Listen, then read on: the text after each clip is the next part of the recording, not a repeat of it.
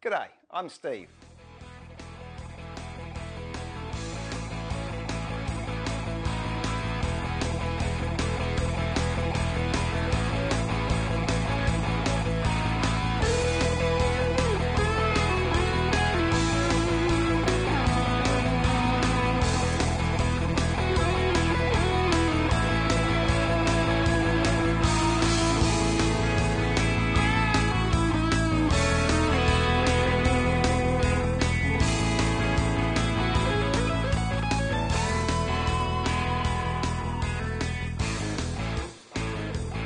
Hi, I'm Steve, Woodworking Masterclass. Welcome to my workshop.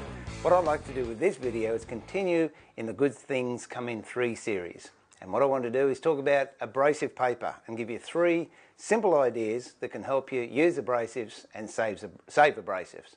Now, first of all, if you use rolls of abrasive paper, or possibly you use sheets of abrasive paper, one of the biggest hassles that I've found is even if you're using a 3rd sheet sander, it's tearing those sheets into the right size. Or if you're using a cork sanding block, it's cutting those to size. So I'll show you 2 very simple jigs you can make out of a bit of scrap that will help alleviate that task and make your woodworking more enjoyable.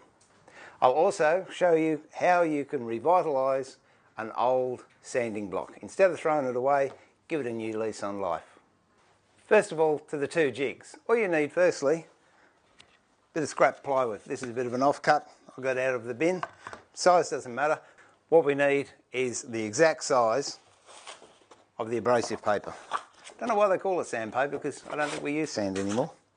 So the size we're looking for is 280 long. So roughly dividing that, it's about 93 mil. What's going to happen at 93 mil, you're going to get one piece that's a little bit wider than the other 2, and if you go to 94 mil, you're going to end up with one piece that's a little bit narrower. So choice is yours. All right, so to measure off 93 mil,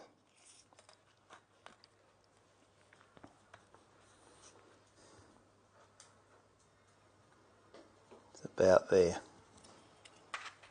And it's a good idea to have it a little bit wider than the sheet.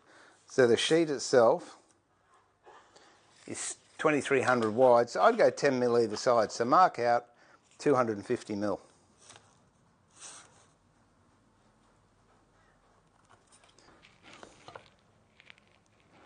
And we just mark that there. Okay, I'll take that over to the bandsaw, cut it, line that up to the blade. Turn the bandsaw on.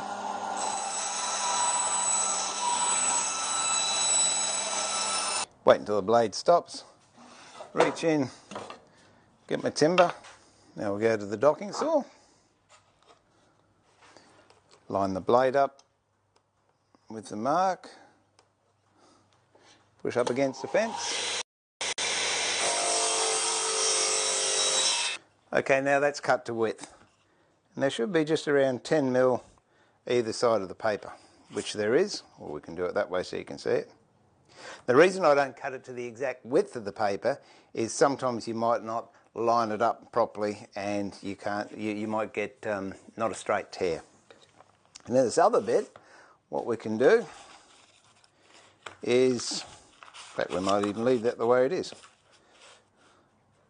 Yep, and that's going to be the same width we need when you're using a cork block, which is pretty close to this size here, which is just the right size to use when you're hand sanding.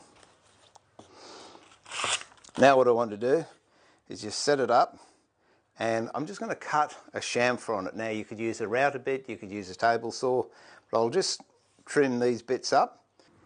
As you can tell, I've just cut a chamfer on that, and that will allow the paper to tear a lot easier. I'll give it a test drive.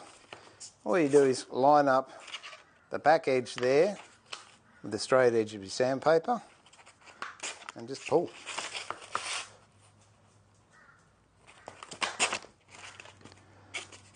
And there you have it. Sandpaper just the right width. for your sanding blocks. Now what I've got to do is go over and do exactly the same to this one. All right, that one's done too. We'll just try this out. As I said, at 93 you generally get two the same size and then one a little bit larger. I'll just line that up to the edge.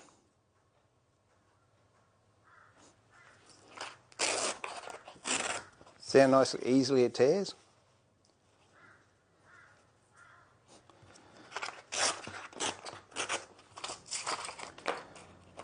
And there you have it. Two the right size, one slightly bigger. But that doesn't really matter. You can mess around with 1/2 mil if you want to make them exact, but I prefer to be woodworking rather than messing around with that. And the other thing to make these good for a cork block, just fold it in half. And you can either cut it with a knife or again, use your block there. And there you have it. 6 sheets ready for the cork sander. Little tip, when you're using a cork sander too, a lot of people will put their sandpaper on like that. Now, can you see that belly there in the paper? That is what catches and ruins your paper. So if you put it there, put pressure on your thumb and then roll it over, then hang on to it, you'll notice there's no belly there, and that'll give you a nice smooth surface to work with.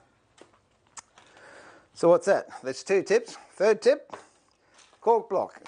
If you have a look at this one, you can see there's a chunk out of it there. A lot of times you throw it away because it wasn't flat. I'll show you how you can regenerate and rejuvenate one of these blocks to give you an extra tool in the workshop. And I use it especially when I'm doing French polishing or marquetry work. Now, the bit of scrap that we had left over from these 2 little jigs is an idea too. If you drill a hole through both of those, then just put them up on the wall somewhere and you'll know where they are. This little bit of scrap, what you can do is the width of this plywood, take it off the cork block. Go over to the bandsaw and I'll show you what I mean. So the outside edge, this side edge, is just level with this bit of ply, which that is. Tighten your fence up. And then where the damage is on the cork block, let's have that on the inside. Fingers free. Move your job away. Turn the bandsaw on.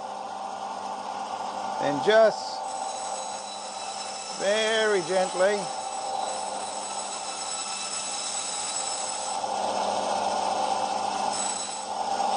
push it through. Wait until the bandsaw stops. Remove your bits of cork. Even if the blade's not going, it's a good practice with a push stick just to use the push stick to get your stuff. That way your fingers are nowhere near it. And maybe on the odd occasion the bandsaw might be on. If you're in that practice, it's a lot safer. Okay, so we've come back, still got a bit of ply, 2 bits of cork. Hang on to that, I'll show you some uses for that later. Now this, we just glue onto the cork block. You can use contact cement or any sort of wood glue. It's a bit of scrap spatula. Just spread it all around.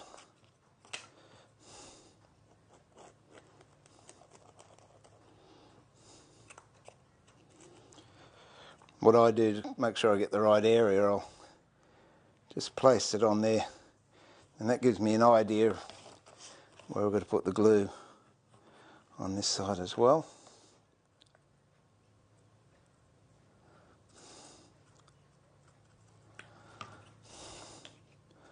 Right, and with the glue, follow manufacturer's instructions. Some say you've got to let it get tacky before you join it, and some you can join straight away. So just read the label and see what it says. Throw that away because I don't like it. All right, now once that's tacky, it's starting to feel dry now. Place it on, just so you've got a little bit of overhang each side. Put that in the vise, and I'll leave it for an hour or so they'll end up with something looking very similar to that. A hard surface one side and a cork block on the other. And where they come in very handy is if you're doing marquetry or French polishing and you've got to have a dead flat surface. The problem with cork, one of its qualities is also one of its detriments, is it can form to different shapes. So if you've got sharp corners you want to keep sharp, if you use cork, there's a good chance you'll round those corners over. Whereas with plywood or a bit of timber, it's going to be hard and maintain it nice and flat. Likewise, if you're sanding back some designs in marquetry and you've got different levels of veneers, if you've got the plywood, you'll get the one level all the time, whereas you'll find the cork can ride up and over different heights of veneer. Use this, cut it up, I think you get about 6 pieces out of that, and it's terrific if you're using F-clamps or sash clamps or doing any sort of clamping work and you don't want to harm the surface of the job you're doing. It's a great little way of protecting that timber surface. Well, that's 2 tips, 2 jigs, so you can cut your abrasive paper that's on a roll or in sheet form. Another way of rejuvenating and getting another tool in your shed using a very economical sanding cork block. And the 3rd tip I really think is one of the best ones I've ever learnt, and it has saved me so much in abrasives. A normal piece of abrasive. Now if I was to fold it into 4, most people do this. And that's how they fold it. What happens is this surface here will abrade this surface, so in effect what you've done is reduced the cutting capability of your abrasive by 50% because that's going to be worn out by the time you get to use it. You can just fold it in half, but sometimes we need smaller bits. Here's the trick that I think is absolutely priceless. Ordinary square, fold your piece into 4, and then rip down one of these lines to the middle. It doesn't matter which one. And now if you fold that onto that, that onto that, and that onto that, there, and you have protected every surface of that abrasive paper. And that will double the life of your abrasives. So that's it for another time. Until we meet again, it's Steve saying remember to keep it sharp, but more importantly, keep it safe and enjoy your woodwork.